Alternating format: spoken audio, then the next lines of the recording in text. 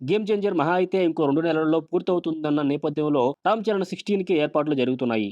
ప్రస్తుతం సపోర్టింగ్ క్యాస్ట్‌ని ఎంచుకునే పనిలో, కొత్త వాళ్ళని ఆడిషన్స్ చేసే పనిలో టీమ్ బిజీగా ఉంది. అయితే హీరోయిన్ విషయం మాత్రం ఇంకా కొలిక్కి రావడం లేదు. ముందుగా అలియా భట్‌ని అడిగారనే టాక్ వచ్చింది. కానీ తనకున్న కమిట్మెంట్‌లలో 3 భర్త రణబీర్ కపూర్‌తోనే చేయాల్సినవి ఉన్నాయి. సో హైదరాబాద్ వచ్చి తెలుగు సినిమాలో నటించేంత పరిస్థితిలో లేదు. తాజాగా సమంత పేరు కూడా ప్రచారంలోకి తెచ్చారు. అది కూడా ఉత్తుత్తి గాసిపే తప్ప నిజం కాదు.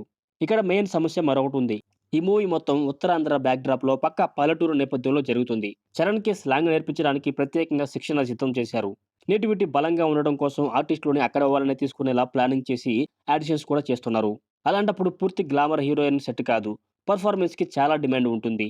అందుకే బుచ్చిబాబు రాజీ పడకుండా రకరకాల ఆప్షన్‌లు చూస్తున్నాడట. ఒక దశలో రవీనా టండన్ కూతురికి ఫోటో షూట్స్, టెస్ట్ షాట్స్ చేశారు. కానీ అవేమంత సంతృప్తిగా రాలేదని సమాచారం.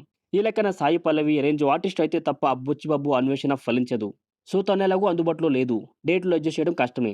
బాలీవుడ్ రామాయణంతో పాటు అమీర్ ఖాన్ కొడుకు సినిమాలకే ఎక్కువ డేట్లు డిమాండ్ చేస్తుండడంతో నాగచైతన్య తండేలకు కూడా పరిమితమైన కాల్ షీట్లు అడగడంతో యెస్ చెప్పిందట.